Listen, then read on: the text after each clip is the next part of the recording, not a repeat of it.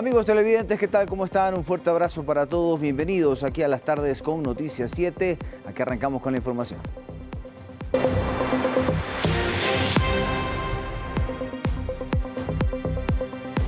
Y los afiliados al Instituto Ecuatoriano de Seguridad Social accederán a créditos hipotecarios de hasta $50.000 a 2.9% de interés. Natalia Arteaga, nuestra compañera, está con un completo informe. Muy buenas tardes. Y luego del anuncio del presidente Daniel Noboa, pues desde el Instituto Ecuatoriano de Seguridad Social y su banco, el BIES, se dio detalles acerca del proyecto Credicasa, a través del cual los ciudadanos podrán acceder a viviendas de hasta $50.000 a tan solo el 2.9% de tasa de crédito. Para conocer más detalles, conversamos con la primera autoridad del BIES, su gerente general. Escuchemos qué nos dijo. A primeras horas de la mañana, el presidente Daniel Noboa ya anunció esta buena noticia. Y en realidad, esta medida marca un antes y un después en el acceso a la vivienda en el país. El plan Credicasa para viviendas Premiera. Es la tasa más baja en la historia del BIES y del país. Se convertirá en un alivio financiero debido a que mensualmente pagarán una cuota menor por su casa. El monto que tiene el BIES proyectado para la ejecución de varios proyectos de vivienda de interés social aborda los $600 millones. Sin embargo, el gerente nos comentó que tan solo para la primera fase de este proyecto se tiene previsto invertir $100 millones. Esta es la información que tenemos a esta hora de la tarde. Continuamos en estudios con ustedes. Muy buena jornada. Muchas gracias, Natalie, por este completo informe. Nosotros seguimos con información porque les contamos que no habrá una reunión entre los presidentes de Ecuador y Colombia. Así lo aseguró el embajador ecuatoriano en Panamá en una entrevista exclusiva con Noticias 7. Daniel Noboa y Gustavo Petro coincidirán en el Foro Económico de América Latina y el Caribe, pero los temas a abordar serán otros.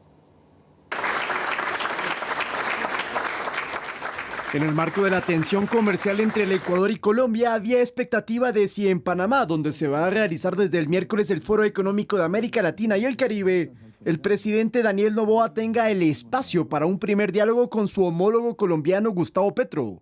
Sin embargo, el embajador ecuatoriano en Panamá lo descartó. Al momento no hay tal confirmación, yo no puedo decir absolutamente nada al respecto, no tengo ese encuentro bilateral en agenda. Ecuador no ha confirmado y el presidente, su agenda, al menos hasta el día de hoy, la tiene, el presidente de Ecuador me refiero, la tiene completamente llena. Tanto Noboa como Petro fueron invitados al evento internacional en el país centroamericano que organiza el Banco de Desarrollo de América Latina y el Caribe, CAF. Si bien aseguran que el Ecuador no se cierra a conversar con Petro, el motivo del viaje a Panamá es otro. El Ecuador siempre está abierto a todo diálogo, es un país abierto al diálogo con todos los países del mundo, con todas las comunidades en el mundo también, pero el tema de la CAF, y eso quiero dejar bien claro, no es para tratar temas que no son de CAF. Con esta declaración, el embajador negó que se vaya a abordar el tema arancelario entre Ecuador y Colombia, medida que entraría en vigencia desde el 1 de febrero, como tasa de seguridad por la expansión del crimen organizado en la frontera con Colombia.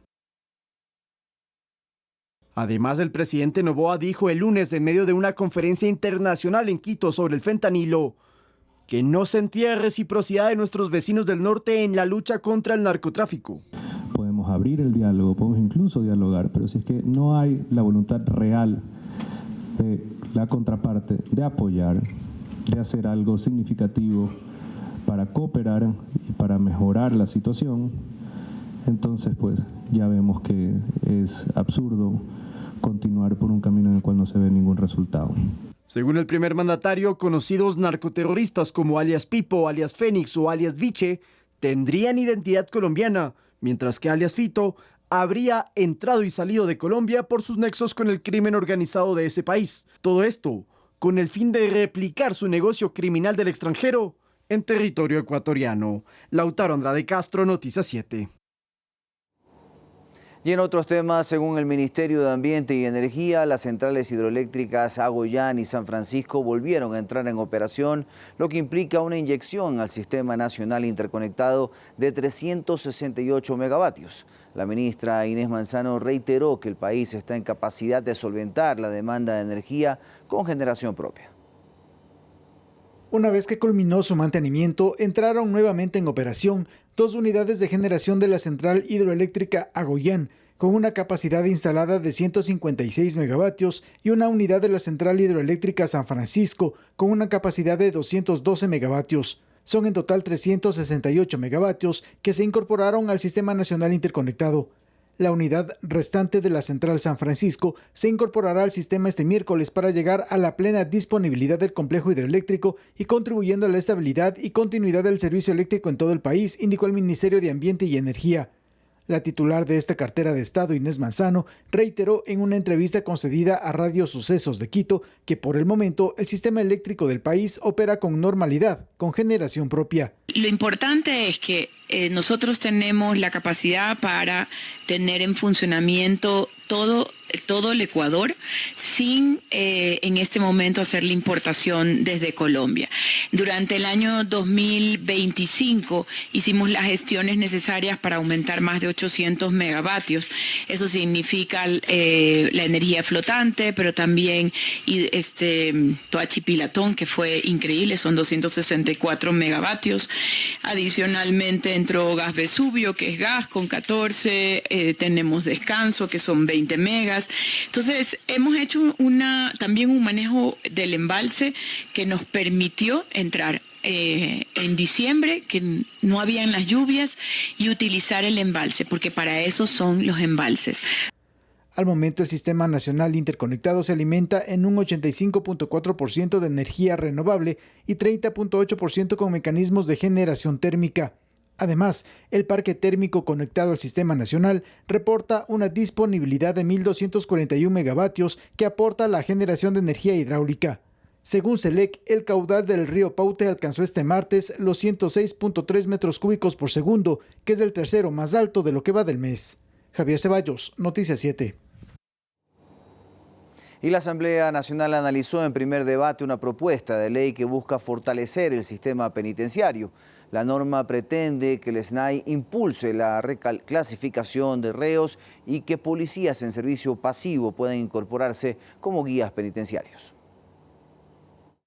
La propuesta de ley propone reformas a 5 cuerpos normativos, entre ellos el Código Orgánico Integral Penal, la ley que regula el uso legítimo de la fuerza y la Ley de Seguridad Pública y del Estado. En uno de sus ejes, se plantea que el Servicio Nacional de Atención Integral a Personas Adultas Privadas de la Libertad y Adolescentes Infractores, SNAI, sea el ente encargado de ejecutar una reclasificación de reos bajo criterios como su participación comprobada en organizaciones de delincuencia organizada o redes asociadas, nivel de peligrosidad, jerarquía o liderazgo dentro de estructuras criminales organizadas o transnacionales, riesgo de fuga o de reorganización delictiva y conducta penitenciaria. Recordemos, señores legisladores, que el sistema penitenciario fue diseñado para una delincuencia tradicional, individual, no estructurada, sin capacidad transnacional y sin redes organizacionales al mando. Este proyecto es fundamental porque necesitamos darle al Estado, a la sociedad, las garantías mínimas de que los delincuentes estén controlados y vigilados por un sistema penitenciario que dé las garantías adecuadas. Otro de los puntales de esta propuesta de norma es la posible incorporación de policías en servicio pasivo como nuevos guías penitenciarios. No podemos exigir excelencia, no podemos exigir lealtad y resistencia frente a la corrupción cuando el propio sistema los mantiene en condiciones de precariedad y de incertidumbre. Respaldaremos todo tipo de iniciativa que vaya en la línea del combate a la delincuencia, venga de donde venga.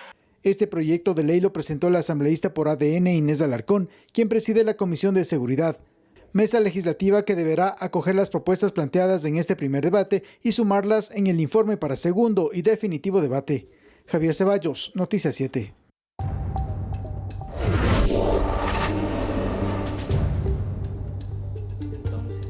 Amigos televidentes, hacemos una primera pausa, pero cuando regresemos les contamos de este accidente de avioneta que se dio en Taisha. 3 fallecidos han sido las víctimas de este accidente. Cuando regresemos les contamos.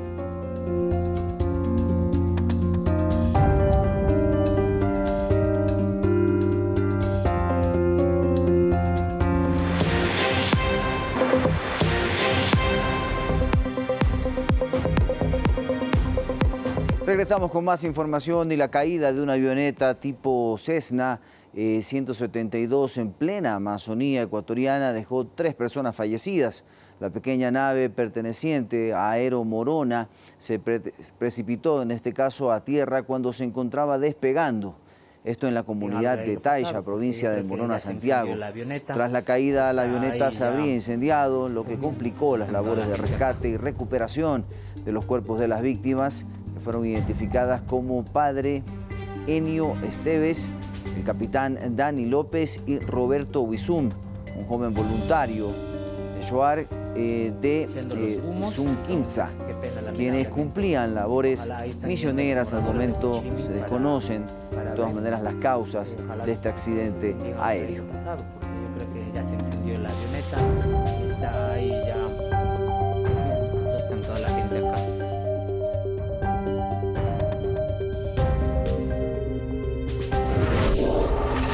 El grado de seguridad EQ911 informó del volcamiento de un bus de transporte interprovincial de pasajeros en la avenida Simón Bolívar, esto en el sector de la Argelia, sur de Quito.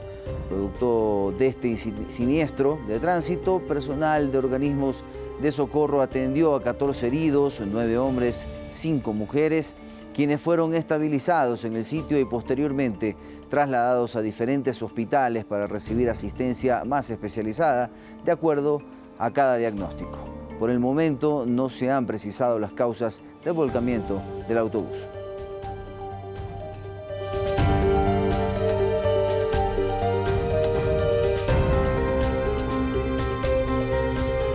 Y atención porque el antisocial más buscado en la provincia de Pichincha fue capturado en la provincia de Manabí. Está acusado de presunto femicidio registrado hace 4 años cerca de la capital quiteña. A través de técnicas y diligencias investigativas, agentes del bloque de búsqueda ubicaron y capturaron a Jefferson L., acusado del presunto delito de femicidio. El hecho se registró en el cantón Cayambe el pasado 10 de abril del 2022, según el relato de la madre.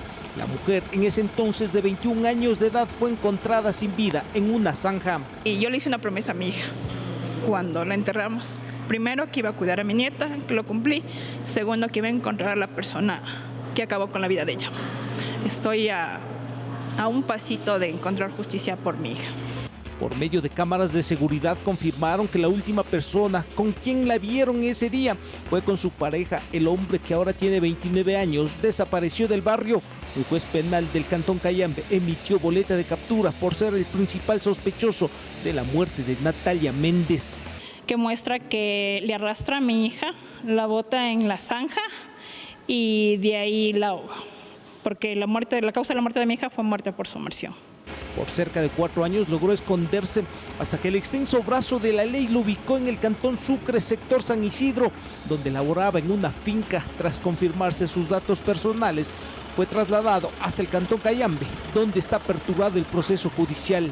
Estaba con una boleta de detención para investigaciones. Este momento ya empieza a activarse el proceso judicial y este es un paso importante para cerrar el ciclo de impunidad que se generaba en este caso.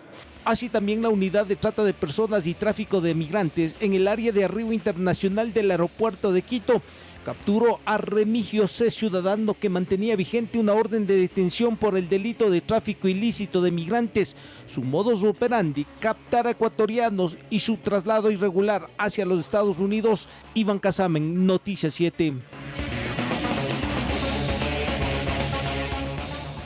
Y en Quito se desarrolló una conferencia internacional sobre las drogas sintéticas y su riesgo en la salud de la población.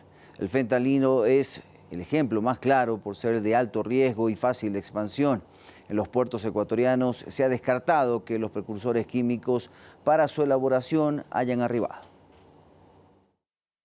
El clorhidrato de fentanilo es una droga 50 veces más potente que la heroína. No ha llegado al Ecuador, pero ante sus efectos nocivos en consumidores de Estados Unidos, países del continente empezaron a organizarse para prevenir la propagación de este estupefaciente en la región.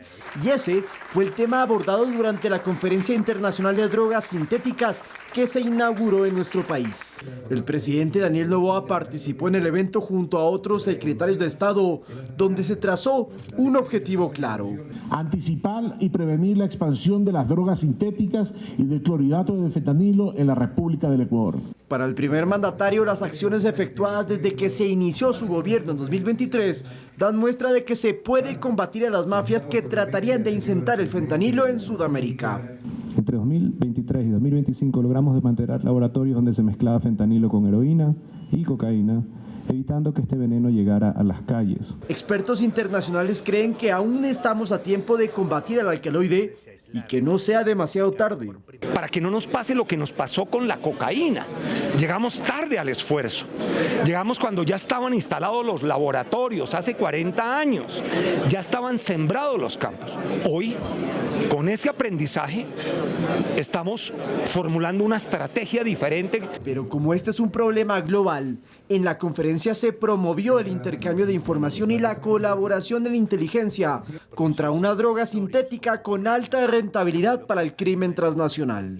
Estamos diciendo que el mercado criminal de Oriente, chinos, hindúes y de otros países, van a aprovechar cualquier debilidad, especialmente en América, para llevarlos a laboratorios de producción que hoy están ubicados, algunos de ellos en México, en otros países de Centroamérica, para exportar fentanilo, para producir adicción en muchos países, Estados Unidos, Europa. Hay sospechas de que los precursores para elaborar fentanilo estarían ingresando desde puertos por el Perú, mientras que en Ecuador y Colombia todavía se lo descarta. Lautaro Andrade Castro, Noticias 7.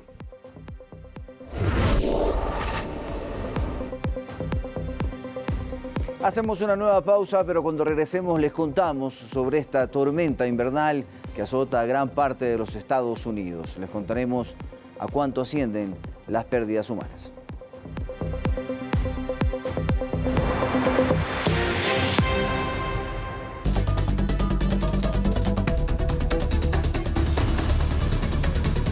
Regresamos con noticias internacionales y les contamos que Tito Asfura asumió como nuevo presidente de Honduras, esto precedido por el apoyo público que le dio el presidente estadounidense Donald Trump.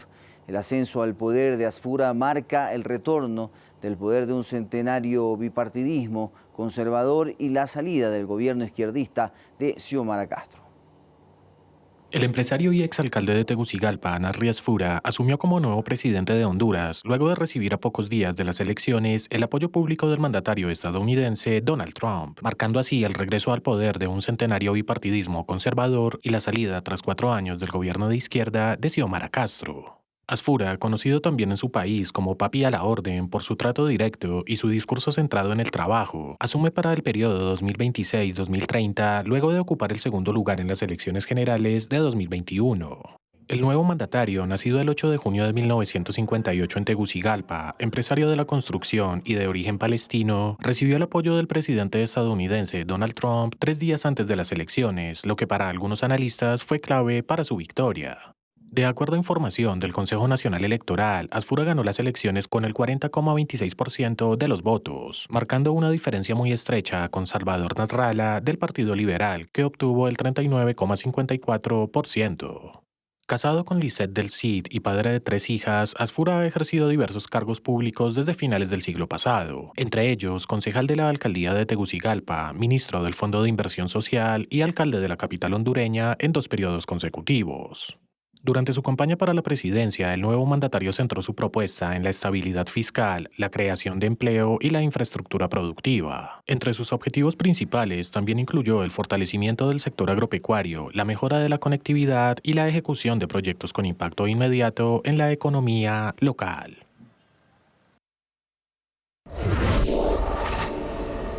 Al menos 30 muertos deja una fuerte tormenta invernal que azota gran parte de los Estados Unidos, donde muchos estados se enfrentan a temperaturas bajo cero y a la falta de electricidad.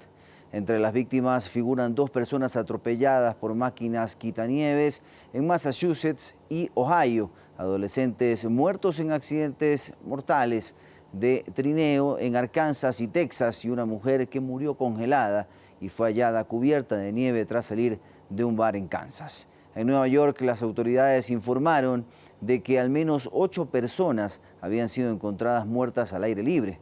Según el Servicio Meteorológico Nacional, al norte de Pittsburgh cayeron nevadas de hasta medio metro y en Nueva York vivieron su primer día más nevado en años.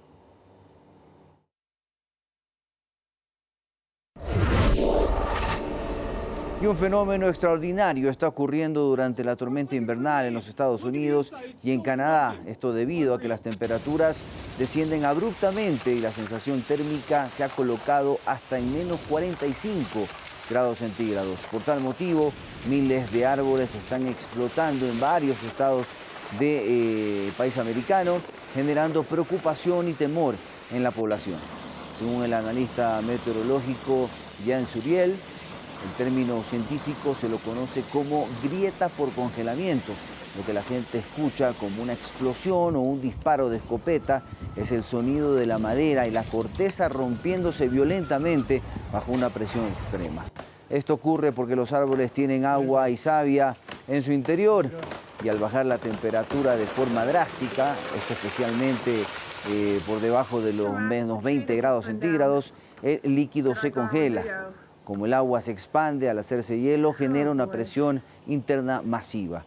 Mientras el interior se expande, la corteza exterior se enfría y se contrae rápidamente cuando la tensión supera la resistencia de las fibras de la madera. El tronco se raja de golpe, liberando pues la energía acumulada con un estruendo seco y potente.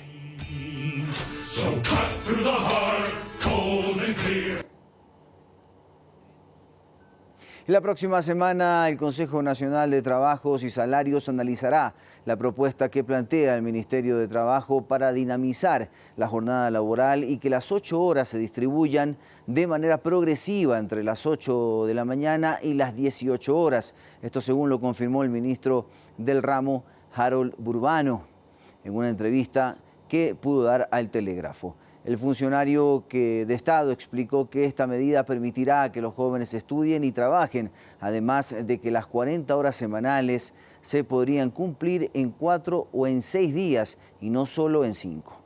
Burbano aclaró que la propuesta aún no entra en vigencia y que, de ser el caso, también se podrían trabajar menos horas en más días.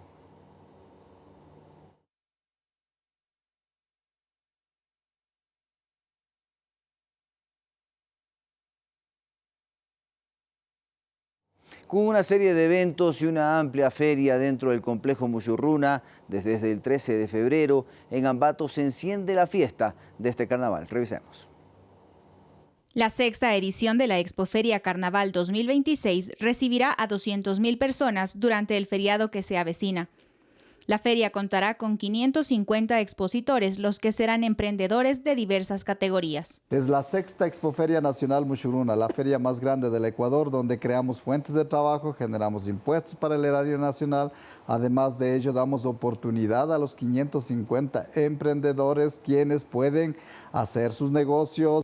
Luis Alfonso Chango, gerente de la Cooperativa de Ahorro y Crédito Musurruna, recalcó que este evento tendrá un impacto económico de más de $6 millones y la generación de 3.000 empleos directos. Nosotros tenemos diferentes categorías, ejemplo, zona comercial, zona de emprendedores, zona de negocios, zona de entretenimientos, entonces lo pueden disfrutar. El complejo Musurruna, ubicado en el kilómetro 12 vía a Ambato sobre la Panamericana E35, tendrá en escenario a Américo, Los Inquietos del Vallenato, Davis Orozco y artistas nacionales como Patti Ray. Bueno, nosotros tenemos la Noche del Rock, por ejemplo, el Malón es uno de los Noche del Rock. El día sábado tenemos por el amor y la amistad para que se puedan festejar los ecuatorianos, los colombianos, los venezolanos. Le encanta la música de los vallenatos. Por ejemplo, Gissi Oribe estará presente con Los Inquietos del Vallenato. Los dos vienen de Colombia y los artistas nacionales también. Los costos de las entradas son accesibles y la seguridad está garantizada. Nosotros tenemos el ingreso módico, yo creo que no es exageración, $3 pagan. Y los jóvenes o los niños menores de 12 años pagan $1.50 y personas de la tercera edad cancelan $1.50. El complejo Mushuk-Runa en Ambato espera en este carnaval a propios y extraños del 13 al 17 de febrero. Francis Cristina León, Noticias 7. Y atención porque el ministro del Interior, John Reinberg, informó que el gobierno nacional puso en marcha un plan de seguridad integral y sostenido. En aproximadamente 3 meses, la Policía Nacional contará con herramientas como IBIS y AFIS tecnológicas, en este caso, de investigación criminal. Para combatir al crimen organizado, la policía tiene que estar equipada con tecnología que permita ir más allá del decomiso de armas de fuego. El anuncio del ministro del Interior, que en 90 días espera contar ya con herramientas como son los programas IBIS y AFIS, que permitirán determinar si la pistola, revólver o fusil fueron utilizados en un hecho criminal, incluyendo muertes violentas, serán claves para dejar a los delincuentes tras las rejas. Con eso podemos llegar a alcanzar a resolver muchos más casos, poder vincular a estos criminales. Las armas decomisadas en operativos de control o en allanamientos ingresarán bajo custodia al laboratorio de criminalística, donde serán cotejadas para ver si tienen relación con asaltos, enfrentamientos armados, sicariatos, extorsiones, entre otros delitos, y así tener más elementos para entregar a la justicia. Difícilmente va a permitir de que estos criminales queden libres, aunque todo es posible con nuestros jueces. Así ya no solo será el decomiso del arma, se podrá hacer una trazabilidad para determinar el calibre del proyectil disparado y si esa arma fue utilizada en algún acto criminal en cualquier punto del país. En el sistema estarán los indicios balísticos levantados y la tecnología permitirá saber si el fierro tiene historial delictivo. Hoy hay un control policial y la detienen usted y usted porta un arma y porta un arma, digamos que de forma ilegal. Usted es detenida.